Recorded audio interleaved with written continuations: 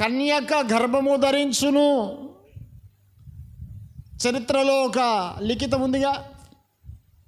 రెండోది ఏంటంట, ఊరి పేరుంది. అవునా?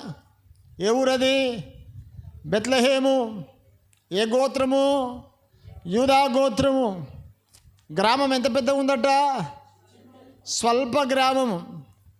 ఇప్పుడు యేసయ్య జననానికి ఎన్ని సూచనలు ముందుగా బయలుపరచబడ్డాయి అంటే, గ్రామం పేరు ఉంది, చిన్న గ్రామం అని ఉంది. అవునా?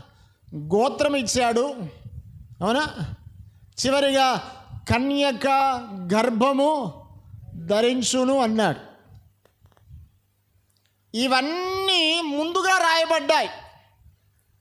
ముందుగా రాయబడిన ప్రకారముగా యేసయ్య భూలోకములో జన్మించాడు కాబట్టి ముందుగా ఇది చరిత్రలో ఉంది. చరిత్ర